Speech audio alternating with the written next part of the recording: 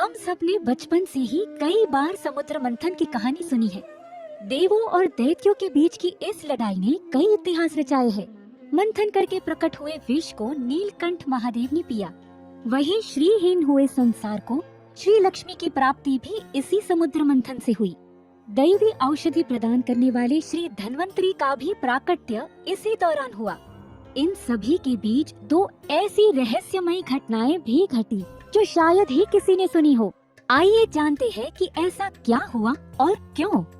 समुद्र का मंथन होने के दौरान हलाहल नाम का विष निकला, जो महादेव ने अपने कंठ तक पी लिया था, जिसकी वजह से उनका नाम नीलकंठेश्वर पड़ा।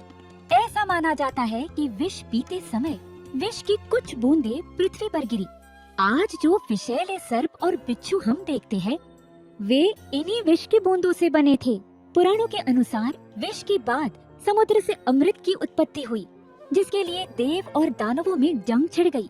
दानवों के हाथ लगकर अमृत का दुरुपयोग होगा, ये देवों ने जान लिया और वे श्री विष्णु की शरण में गए। तभी श्री विष्णु ने सबको मोह लेने वाला अत्यंत मनमोहक रूप धारण किया। सभी देवी देवता इस मोहिनी को देखकर मंत्रमुग्ध हो गए। जब ये सुंदर नारी देवों को अमृत और दानवों को सोम रस पिलाने के लिए निकली, तभी सभी देवता मन ही मन उसे देखकर उसे अपनी प्रेमिका या पत्नी के रूप में प्राप्त करने की लालसा से भर गए। मोहिनी को सबके मन की बात पता थी, जिसके चलते उसने किसी की तरफ देखा ही नहीं।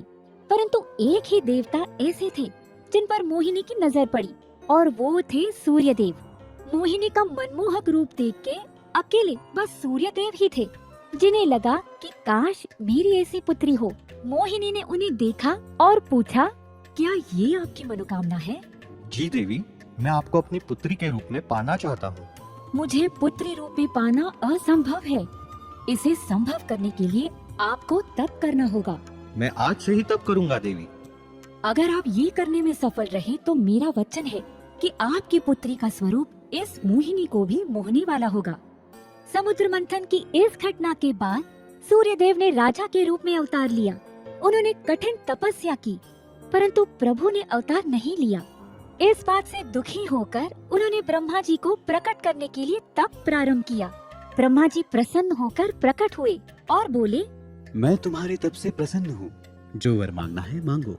श्री विष्णु ने मुझे दिया हुआ वचन अभी तक पूरा नहीं किया। क्या आप उन्हें ये संदेश दे सकते हैं कि उनका भक्त उनकी प्रतीक्षा कर रहा है? तथास्तु। ये कहकर ब्रह्मा जी वैकुंठ पहुँचे और बोले, भगवान, सूर्यदेव आपके वचन पूर्ति के लिए तप कर रहे हैं। कई वर्षों से प्रतीक्षा कर रहे हैं। मैं जानता हूँ ब्रह्मदेव, मेरे कृष्ण अवतार का समय भी निकट है, पर उस अवतार के पिता तो वसुदेव और नंद होने वाले हैं। ऐसे में मैं और एक रूप कैसे धारण करूं, इसकी योजना बना रहा हूं। आप सूर्यदेव से कहिए कि कुछ समय और प्रतीक्षा करें, मैं जरूर आऊंगा। जी प्रभु। ये कहकर ब्रह्मा जी सूर्यदेव के पास पहुँचे और बोले, प्रभु जरूर आपके घर पधारेंगे। धैर्य रखिए। मेरे लिए किए हुए तप के फल स्वरूप मैं यही विराजमान होऊंगा और प्रभु के अवतार की प्रतीक्षा करूंगा। ऐसा कह के ब्रह्मा जी अंतर्धान हुए और बरसाना गांव में ब्रह्माचल नाम के पर्वत रूप में स्थित हो गए। ये पर्वत आज भी बरसाना में है। इसके बाद सूर्यदेव ने एक और जन्म लिया। बरसाना गांव के मुखिया वृषभानु के नाम से वे आए। वचन पूरा करने के लिए और अपने भक्त की इच्छा पूरी करने के लिए प्रभु के अनन्य वाम भाग राधा रानी ने वृषभानु के घर पुत्री रूप में जन्म लिया। वचन को ध्यान में रखते राधा ने ऐसा रूप धारण किया जो पूर्व जन्म के मोहिनी अवतार वाले श्री कृष्ण को भी मोहित कर दे।